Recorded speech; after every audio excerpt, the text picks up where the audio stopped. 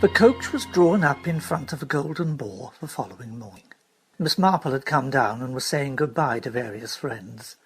She found Mrs. Weasley Porter in a state of high indignation. "Really, girls nowadays, they've got no vigour, no stamina." Miss Marple looked at her inquiringly. "Oh dear, you mean—" "I mean Joanna, my niece. Is she not well?" "Well, she says not. I can't see anything much the matter with her. She says she's got a sore throat, and feels she might have a temperature coming on. All nonsense, I think." "Oh, I'm very sorry. Is there anything I can do? Look after her?" "I should leave her alone, if I were you. If you ask me, it's all an excuse. I mean, girls are so silly. Always falling in love." "Oh, Emmeline Price." "Ah, you've noticed it too, have you?" "Yes. They are really getting to a stage of spooning about the place, aren't they? I don't much care for him anyway. One of those long-haired students, you know. Always going on demos or something like that. Why can't they say demonstration properly? I hate abbreviations. And how am I going to get along? Nobody to look after me or collect my luggage, take it in, take it out. Really, I'm paying for this complete trip and everything." "I thought she seemed so attentive to you." "Not the last day or two. Girls don't understand that people have to have a little assistance when they get to middle age. They seem to have some absurd idea, she and the Price boy, of going to visit some mountain or some landmark, about a 7 or 8 mile walk there and back." "But surely if she has a sore throat and a temperature—" "Yes, you see, as soon as the coach is gone, the sore throat will get better and the temperature will get down." "Oh, dear me, yes. Oh, we've got aboard now. Good-bye, Miss Marple. It's nice to have met you. I'm sorry you're not coming with us." "I'm very sorry myself, but really, you know, I'm not so young and vigorous as you are, Mrs. Weasley Porter, and I really feel that, well, after the shock and everything, I really must have a complete rest for 24 hours. Well, I hope to see you somewhere in the future." They shook hands, and Mrs. Weasley Porter climbed into the coach. "Bon voyage, and good riddance." "Oh, Mr. Price, I didn't see you there." "I kept in the shadows until the sun came out again." "And were you referring to Mrs. Weasley Porter with your remark?" "I was. Who else?" "I'm sorry to hear that Joanna is under the weather this morning." "She'll be all right, as soon as the coach is gone." "Really? Do you mean?" "Yes, I do. Joanna has had enough of that aunt of hers, bossing her around all the time." "Then you are not going to the coach either?" "No, I'm staying here for a couple of days. I'm going to get around a bit now and do a few excursions." "Oh, don't look so disapproving, Miss Marple. You're not really as disapproving as all that, are you?" "Well, I have known such things happen in my own youth. The excuses may have been different, and I think we had less chance of getting away with things than you do now." "Oh." Colonel and Mrs. Walker came up and shook Miss Marple warmly by the hand. "So nice to have known you, and had all these delightful horticultural talks. I believe the day after tomorrow we're going to have a real treat, if nothing else happens. Oh, dear me, it's been too sad, this unfortunate accident. I must say I think myself that it is an accident, by the way. I really think the coroner was going beyond everything in his feelings about this. It seems very odd that nobody has come forward if they were up on top there, pushing about rocks and boulders and things. They should have come forward to say so. Well, they'll be blamed if they do, won't they? They're going to keep jolly quiet. That's what they're going to do. Well, goodbye. I'll send you a cutting of that Magnolia hydaunensis, and one of a Mahonia japonica, too, though I'm not quite sure if it'll do well where you live. They in turn got into the coach. Miss Marple turned away. She turned to see Professor Wanstead waving to the departing coach. Mrs. Sandbourne came out and said good-bye to Miss Marple, and got in the coach, and Miss Marple took Professor Wanstead by the arm. "I want you. Can we go somewhere where we can talk?" "Yes. What about the place we sat the other day?" "Round here there's a very nice veranda, I think." They walked round the corner of the hotel. There was some gay horn blowing, and the coach departed. "I wish, in a way, you know, that you weren't staying behind. I'd rather have seen you safely on your way in the coach. Why are you staying here? Not nervous exhaustion, surely? Something else?" "Something else. I'm not particularly exhausted, though it makes a perfectly natural excuse for somebody of my age." "I feel I really ought to stay here and keep an eye on you." "No, there is no need to do that. There are other things you ought to be doing." What things? Have you got ideas? Knowledge?" "I think I have knowledge, but I shall have to verify it. There are certain things that I cannot do myself. I think you will be able to do them because you are in touch with the authorities." Scotland Yard, you mean? Chief constables, the governors of Her Majesty's prisons? "Yes, one or other or all of them. You might have the Home Secretary in your pocket too." You certainly do have ideas. What is it you want me to do? "First of all, I'd like to give you this address." What's this? Oh, yes, that's quite a well-known charity, isn't it? "Yes, one of the better ones, I believe. They do a lot of good. You send them clothes, children's clothes, women's clothes, coats, pullovers, all those sorts of things, and they distribute them." So you want me to contribute to this? "No, I want you to make inquiries there about a parcel which was sent from here 2 days ago, from this post office." Who posted it? You? "No, but I assumed responsibility for it." Well, what does that mean? "It means that I went into the post office and I explained rather scatterly that, well, like the old pussy I am, I very foolishly asked someone to take a parcel and post it for me and put the wrong address on it. I was very upset by this, and the postmistress very kindly said she remembered the parcel, but the address on it was not the one I was mentioning. It was this one, and the one I have just given to you. I explained that I had been very foolish and written the wrong address on it, confusing it with another one I sometimes sent things to. She told me it was too late to do anything about it now, because the parcel naturally had gone off. I said that was quite all right, but I should send a letter to the particular charity to which the parcel had been sent, and explain that it had been addressed there by mistake. Would they very kindly forward it to the charity that I had meant to receive it? It seems rather a roundabout way. Well, one has to say something. I'm not going to do that at all, of course. You are going to deal with the matter. We have got to know what is inside that parcel. I have no doubt you can get means." Well, will there be anything inside the parcel to say who actually sent it? "I rather think not. It may have a slip of paper saying from friends, or it may have a fictitious name and address, like Mrs. Pippin, 14 Westbourne Grove. And if anyone made inquiries there, well, there would be no such person, would there?" Any other alternatives? "It might possibly, most unlikely, but possible, but it might have a slip saying from Miss Anthea Bradbury Scott." "Oh, did she? Then she took it to the post office. And you had asked her to take it there?" "Oh, dear me, no, I hadn't asked her to post anything. The first I saw of the parcel was when Anthea passed the garden of the Golden Boar, where you and I were sitting talking. She was carrying it then." "And you went to the post office and represented that the parcel was yours?" "Yes, which was quite untrue. But post offices are careful, and you see I wanted to find out where it had been sent." You wanted to find out if such a parcel had been sent, and if it had been sent by one of the Bradbury Scotts, or especially Miss Anthea. I knew it would be Anthea because we had seen her. Yes. Well, I can set this in motion, yes. So you think this parcel will be interesting? I think the contents of it might be quite important. You like keeping your secrets, don't you? Well, you see, they are not exactly secrets. They are only possibilities that I am exploring. One does not like to make definite assertions unless one has a little more definite knowledge. Anything else? I think that whoever is in charge of these things ought to be warned that there might be a second body to be found. Second body? Connected with this particular crime? A crime that took place 10 years ago? Oh, yes. I'm quite sure of that, as a matter of fact. But there'll be another body. Whose body? Well, again, it's only my idea so far. Have you any idea where this body is? Oh, yes. I'm quite sure I know where it is, but I have to have a little more time before I can tell you that. Dear me.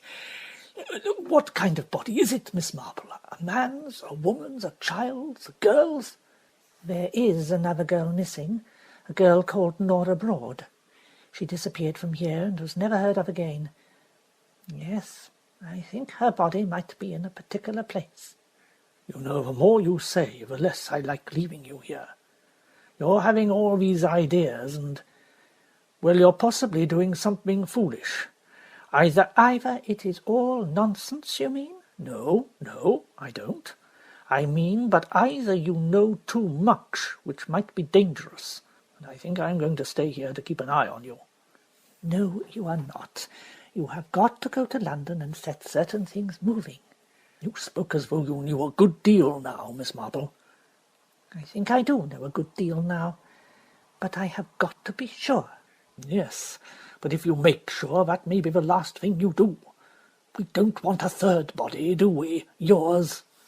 Oh, I'm not expecting anything like that. But there may be danger, if any of your ideas are right. Do you have suspicions of any particular person? I think I have particular knowledge as to one person, but I have got to find out. I have to stay here.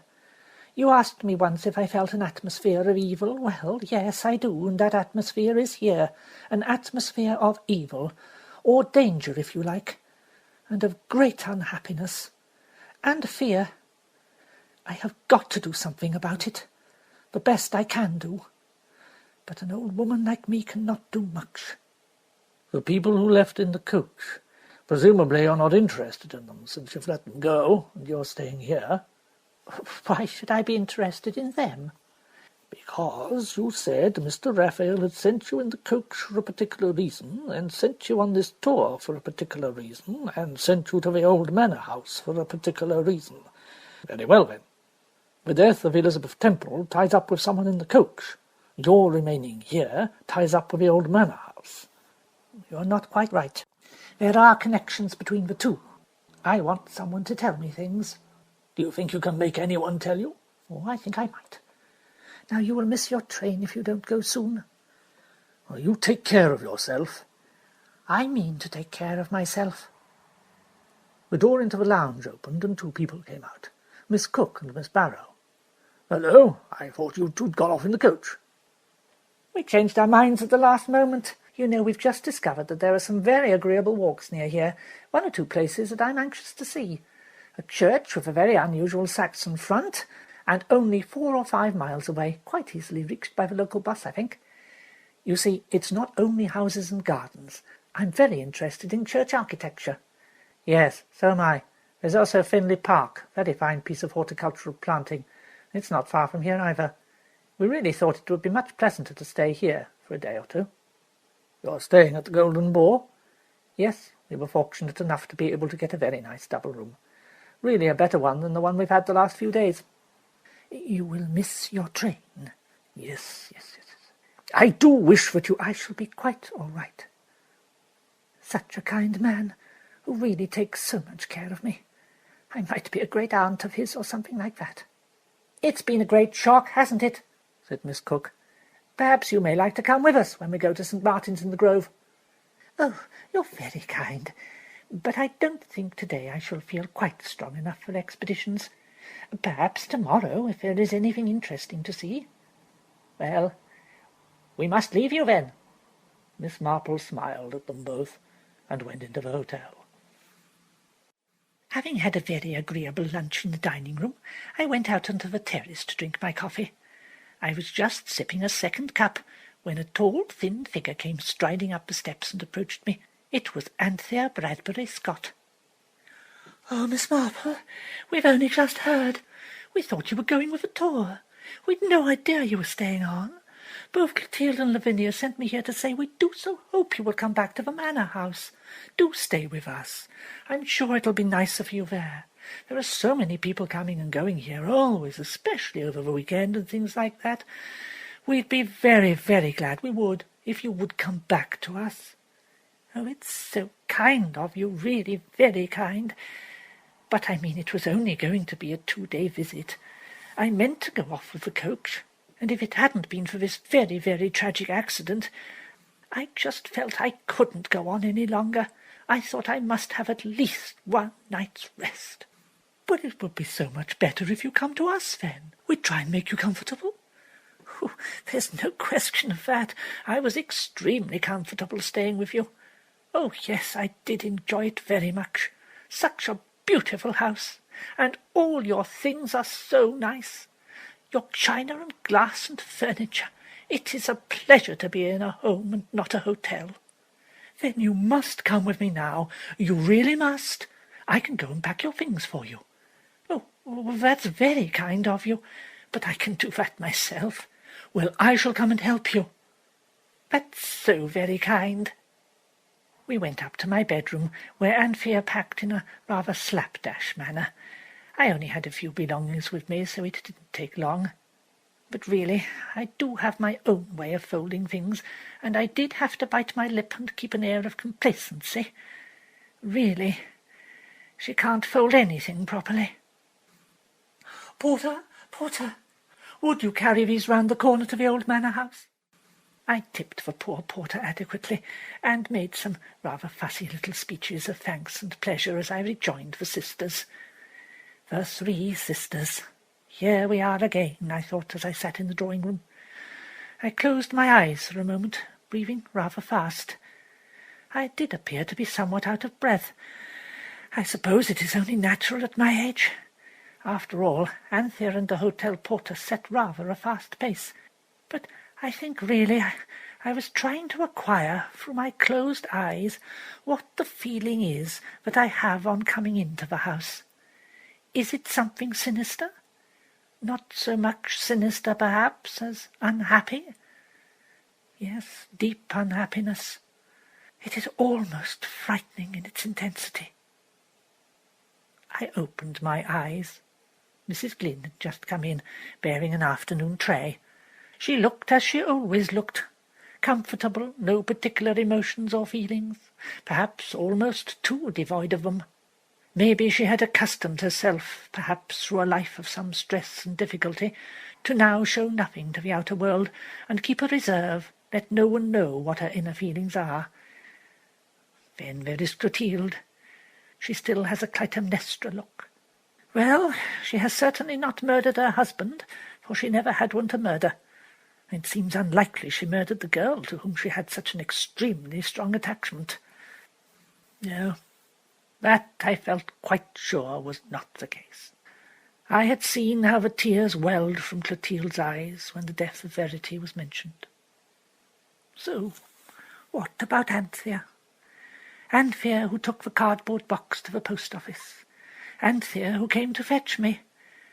I am doubtful about Anthea. She is scatty, yes. Too scatty for her age, though. Eyes that wander and come back to you. Eyes that seem to see things that other people may not. Always looking over your shoulder. She's frightened. She is frightened of something. But what? Frightened perhaps of going back to some institution or establishment where she might have spent part of her life. frightened of the two sisters of hers feeling that it was unwise for her to remain at liberty. Were they uncertain, perhaps, those two, what their sister Anthea might do or say? There is an atmosphere. I wonder what Miss Cook and Miss Barrow are doing. Did they go to visit that church, or was that meaningless talk? It is odd the way they came and looked at me at St. Mary Mead, so to know me again on the coach, yet not to acknowledge that they had ever seen me before. There are quite a lot of difficult things going on. Mrs. Glynn removed the tea-tray, and Anthea went into the garden. I was alone with Clotilde. I think that you know an Archdeacon Brabazon, do you not? Oh, yes. He was in church yesterday at the service. Do you know him? No, but he did come to the Golden Boar. He came and spoke to me. I gather he had been at the hospital and was inquiring about poor Miss Temple's death. He wondered if she'd sent any message to him. I gather she was thinking of paying him a visit.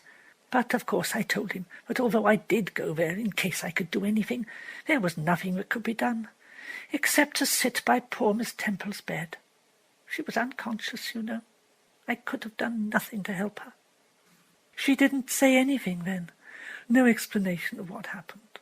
She did not ask the question with much interest, but I wondered if she felt more interest than she expressed. No, on the whole, I think not. She is busy with thoughts of something quite different. Do you think it was an accident?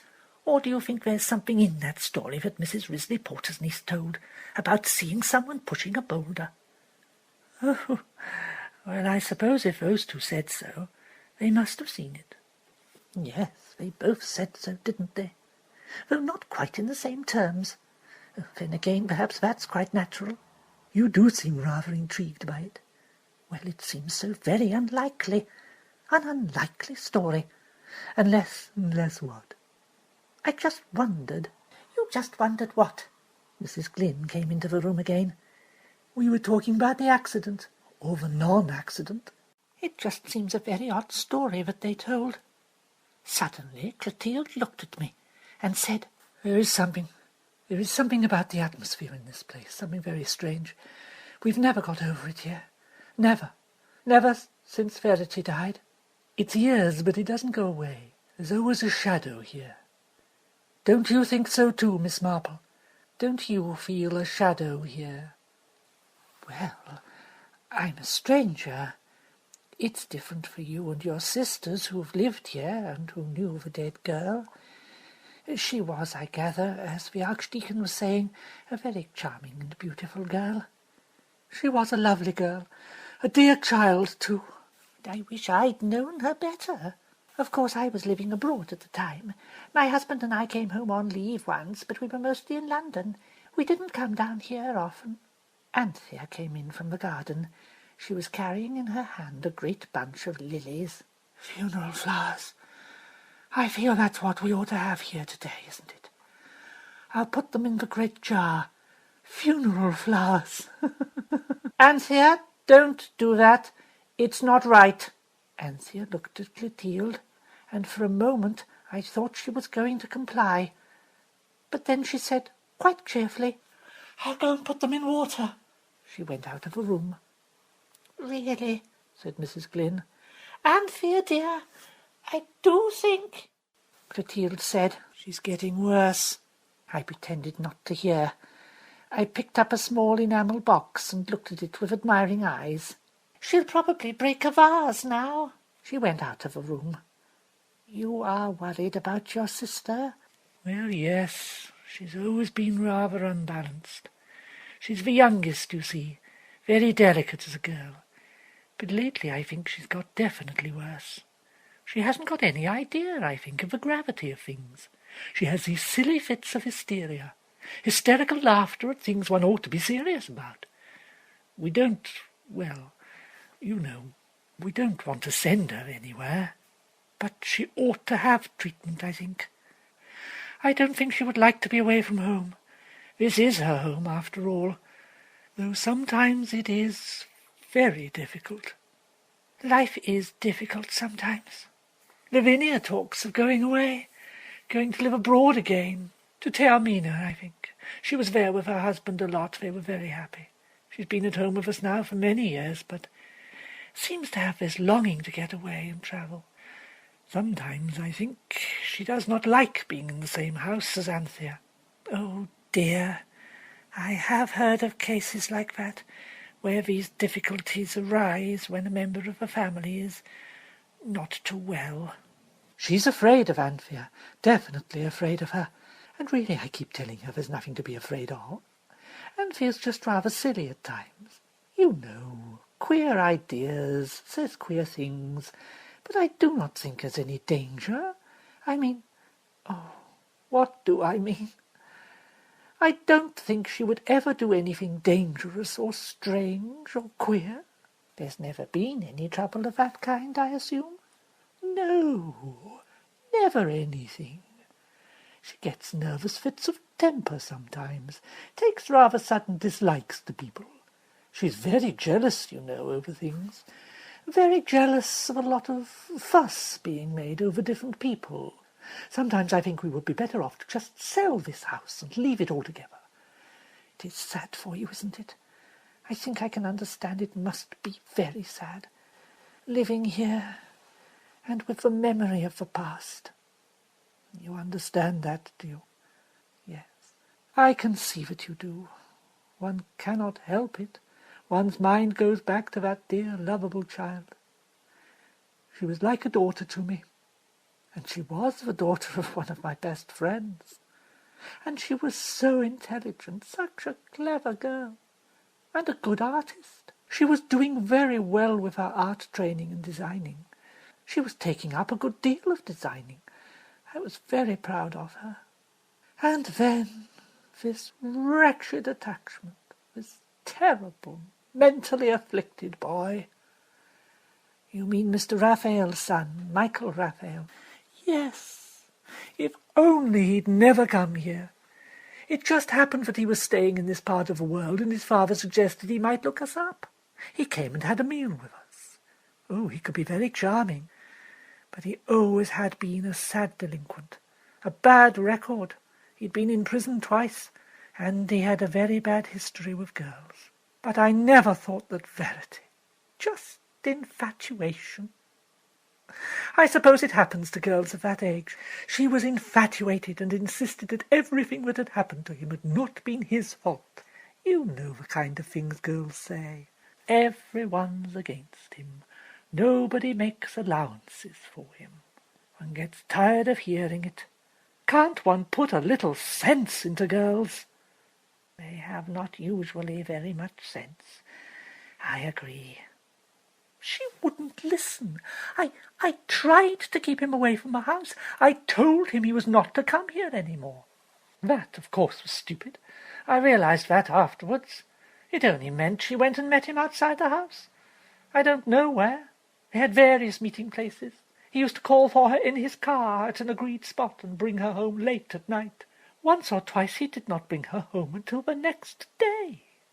I tried to tell them it must stop, that it must cease, but they would not listen. Verity wouldn't listen. I didn't expect him to, of course. She intended to marry him? Well, I don't think it ever got as far as that. I don't think he ever wanted to marry her or anything of that kind. I am so very sorry for you. You must have suffered such a lot. Yes. The worst was having to go and identify the body. That was some time after she'd disappeared from here. We thought, of course, she'd run away with him. We thought we'd get news of him some time. I knew the police seemed to be taking it seriously. They asked Michael to go to the police station, to help them with their inquiries. Apparently his account of himself didn't seem to agree with what local people were saying. Then they found her, a long way from here, 30 miles away, in a kind of ditchy, hedgy spot, down an unfrequented lane. Hardly anyone went there. Yes, I had to go and view the body in the mortuary. A terrible sight. The cruelty and force that had been used. What did he want to do that for? Wasn't it enough to strangle her? He strangled her with his own scarf. I can't talk about it. I really can't bear it. I cannot bear it." Tears suddenly rained down her face. "I am so sorry for you. So very, very sorry." "I believe you are. And you don't even know the worst of it." "In what way?" I don't know. About Anthea." "What do you mean, about Anthea?" She was so queer at the time. She was very jealous. She suddenly seemed to turn against Verity, to look at her as though she hated her. Sometimes I thought, perhaps... No, it's an awful thing to think. You cannot think that about your own sister. Yet she did attack someone once. You know, she used to get these storms of rage. I wondered if it could have been. I must not say such things. There's no question of any such thing. Please forget what I've said. There's nothing in it, nothing at all. But, well, she's not quite normal, and I have to face that. And when she was quite young, queer things did happen once or twice. We had a parrot, you see. It said silly things. She wrung its neck. I've never felt the same about her since. Never felt I could trust her. I've never felt sure about her. You see, oh, my goodness. Come. Please don't think of these things. No. It's bad enough to know that Verity died in that horrible way. At any rate, now other girls are safe from that boy. Life sentence he got, and still in prison. They won't let him out to do anything to anyone else. Though why they couldn't bring it in as some mental trouble, diminished responsibility, one of those things they use nowadays, for he ought to have gone to Broadmoor. I'm sure he could not have been responsible, not sane, to do something like that. She got up. Mrs. Glynn had come back and passed her sister in the doorway. "You mustn't pay any attention to Clotilde. She has never quite recovered from the ghastly business years ago. She loved Verity very much. She seems to be a little worried about your other sister." "Anthea?" "Anthea's all right. She's scatty, you know. A bit hysterical. Apt to get worked up about things and have queer fancies. Too much imagination. I don't think there's any need for Clotilde to worry as much as she does, you know." "Who's that passing the window?" "It was Miss Barrow and Miss Cook." "Oh, do excuse us. We were just walking round the house to see if we could find Miss Marple. We heard she'd come here with you, and I wonder... Ah, there you are, dear Miss Marple. I wanted to tell you we didn't get to that church after all this afternoon, because it's closed for cleaning, apparently.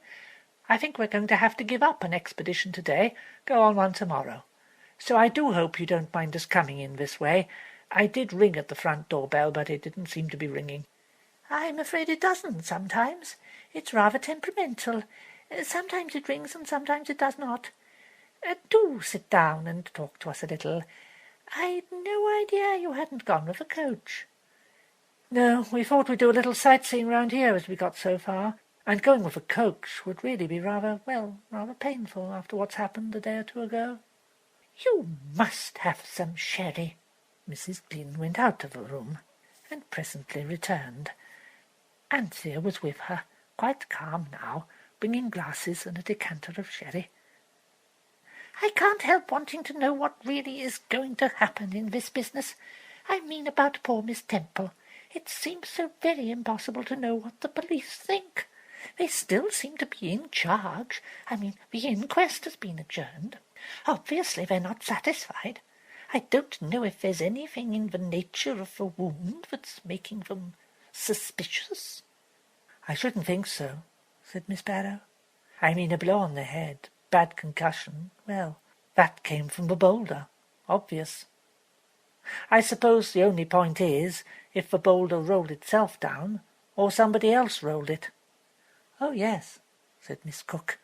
"But surely you can't think that, because who on earth would want to roll a boulder down? I mean, I suppose there are always hooligans about, you know, young foreigners or students. But, I mean, it doesn't seem very likely. What do you think, Miss Marple?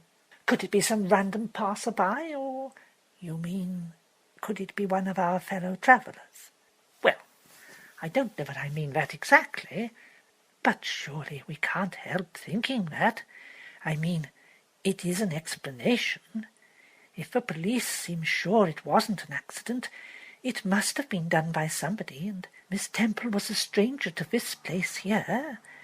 So it does perhaps come back to all of us who were in the coach, doesn't it?" "Oh, surely not." "I suppose I ought not to say such things, but you know, really crimes are very interesting. Sometimes the most extraordinary things have happened." "Have you any definite feelings yourself, Miss Marple? I should be interested to hear them." Clotilde had come back into the room and joined us. I said, "Well, one does think of possibilities." "Mr. Casper," said Miss Cook, "I didn't like the look of that man from the first. He looked as though he might be something to do with espionage. You know, perhaps come to this country to look for atomic secrets, or something like that." "I don't think we have any atomic secrets round here." "Perhaps it was someone who was following her. Perhaps it was someone who was tracking her, because she was a criminal of some kind." "That's nonsense, Anthea. She was the headmistress, retired, of a very well-known school, and a very fine scholar. Why would anyone be trying to track her down?" "I don't know. She may have gone peculiar or something." "I'm sure Miss Marple has an idea." "Oh, dear me, I have several ideas, but that is all they are, of course. Nonsense, probably. Dear me. It just seems... Oh, I suppose it's a difficult thing to say, but it does seem that there are just two people who spring to one's mind. Logically, I mean. I don't mean that it's really so at all, because I'm sure they're both very nice people. But I mean there's nobody else logically who could be suspected. That is what I mean." "Who do you mean? This is very interesting." "I don't think I ought to say. It's such wild conjecture." "But who do you think might have rolled the boulder down? Who do you think would have been the person that those two people... What are their names?" "Joanna Crawford and Emmeline Price." "Well, who do you think that they saw?" "Well, what I did think that was, perhaps, they had not seen anybody." "I don't quite understand you. They hadn't seen anybody?" "Well, perhaps they made it up." "About seeing someone?" "It is possible, isn't it?" "You mean as a joke? Is that what you mean?" "Well, I suppose one does hear of young people doing very extraordinary things nowadays. Smashing windows, attacking people in the streets, throwing stones. It's usually somebody young, isn't it? And they are only young." "You mean Emmeline Price and Joanna might have rolled over that boulder?" asked Miss Cook. "Well, they're the only sort of obvious people, aren't they?" Clotilde looked doubtful for a moment, and then said, "Fancy! I would never have thought of that. But I see. Yes, I just see there could be something in what you say. Oh, of course, I don't know what those two people are like. I haven't been travelling with them." "Oh, they're very nice. Joanna seemed a particularly capable girl." "Capable of doing anything? Anthea, do be quiet." "Yes, quite capable. After all, if you're going to do what may result in murder, you'd have to be rather capable, or you'd not be able to manage it, would you?" "Well, the two of them must have been in it together, then. Is that what you're saying, Miss Marple?" "Oh, yes. Oh, they would be in it together. They told roughly the same story. They are the obvious suspects. They were out of sight of the others. All the other people were on the lower path, you see. So they could have gone up to the top of the hill. They could have rocked the boulder." Oh, perhaps they did not mean to kill Miss Temple specially. They just meant to make a piece of anarchy, smashing something or someone, anyone, in fact. So they rolled it over, and then, of course, they told that story of seeing someone else there, some rather peculiar costume or other, which sounds very unlikely. I oughtn't to say these things, but I have been thinking it. It seems to me a very interesting thought. What do you think, Clotilde? I think it's a possibility, but I would not have thought of it myself. Well, said Miss Cook, rising to her feet, we better be going back to the Golden Boar now. Are you coming too, Miss Marple? Oh, no. I suppose you don't know. I'd forgotten to tell you. Miss Bradbury Scott very kindly asked me to come back and stay another night or two here. Oh, I see. Well, I'm sure that'll be very nice for you. Much more comfortable. They seem rather a noisy lot that have arrived at the Golden Boar this evening. Won't you two come round and have some coffee with us after dinner? It's quite a warm evening. We can't offer you dinner because I'm afraid we have not got enough in the house. But you will come in and have some coffee with us. Oh, that'd be very nice. Yes, we'd like to avail ourselves of your hospitality.